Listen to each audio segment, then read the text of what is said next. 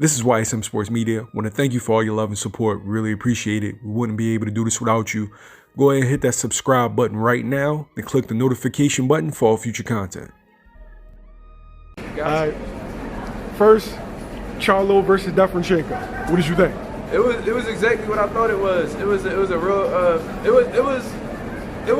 he won it convincingly, but it was competitive. You know what I'm saying? Charlo used his jab, real nice jab, obviously, hooking off the jab real well, and he didn't put together 4 or 5 punch combinations, but he was sharp, he was accurate, and his defense looked pretty good as well. And then when he did get hit, he showed that he had a pretty good chin on him.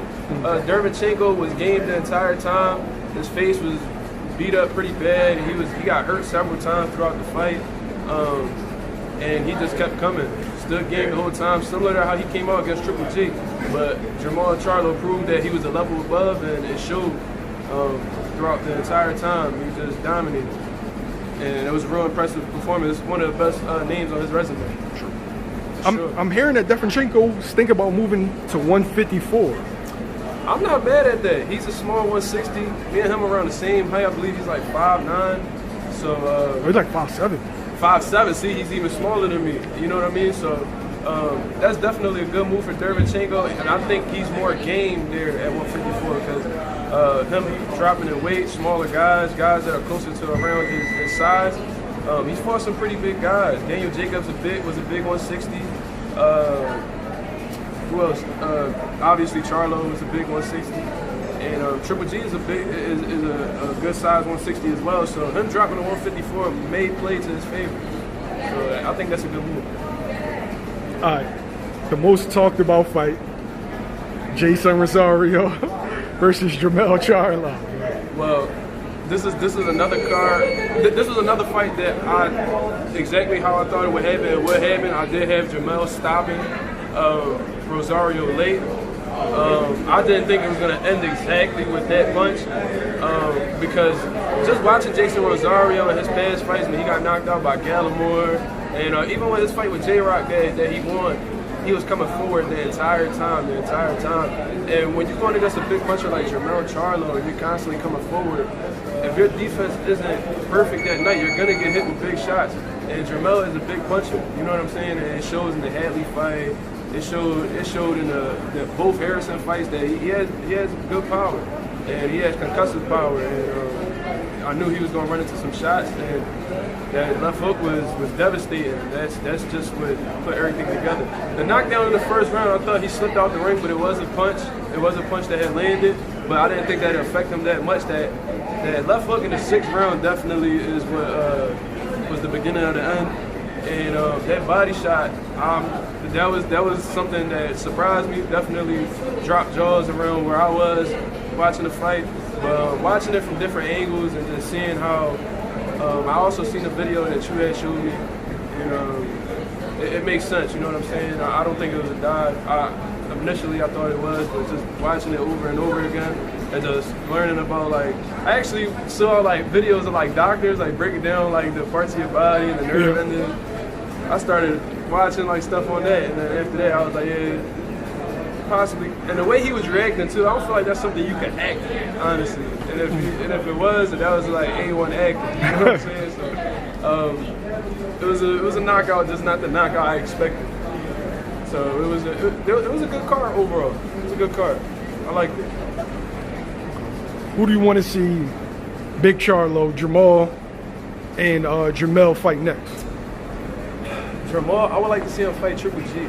I would like to see him fight Triple G because I feel like Canelo is like in a whole different like mind frame right now. I don't think he's worried about Jermall and Charlo, even though that's an excellent fight in my opinion.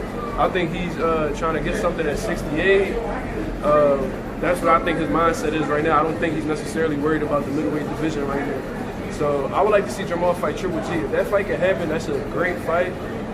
If something with Demetrius Andrade can happen for the WBO, a unification fight, I would like to see that too. So Jermall, he has a couple fights that I would look forward to him fighting. Regarding Jermell, I would like to see him try to get the WBO with that Golden Boy fighter. You know Oscar ain't letting that happen. Oscar's fighter, right? Yeah, to share. To share. I would like to see, but I don't see it happening. I don't think it's very likely. I think they're trying to hold on to that belt, honestly. But Jermell, let's see. I don't know. J-Rock, he has to make a comeback. I feel like he has to take a fight and see how he looks, especially after the surgery he got on his scar tissue or whatever. Jermell, let's see that. I'd like to see that. Let's see that fight. Because there's not too many people that he hasn't fought. He fought Trout. He's fought Lubin. He's fought, his brother fought J-Rock. Only people that's left is what? J-Rock and Hurd, right? J-Rock and Hurd, and both of these got Hurd. I would like to see that, but I feel like Hurd is just tailor-made for Charlo. That no head movement coming forward. You just playing the Charlo advantage like that. So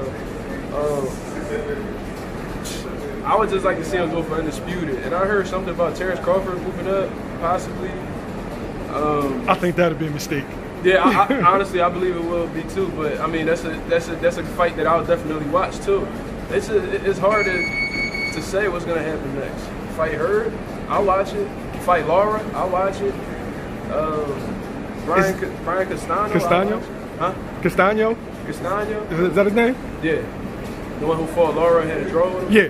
Yeah, I'll see that too. I mean, I feel like none of them guys are in his league. You know what I mean? I feel like there's nobody that's really a threat. So, I mean, is he gonna move up to 160 and be in the division with his brother again? That was my next question. Is it time?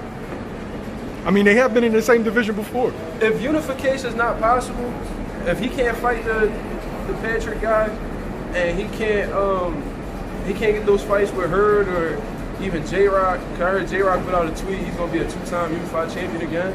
So maybe J-Rock's next.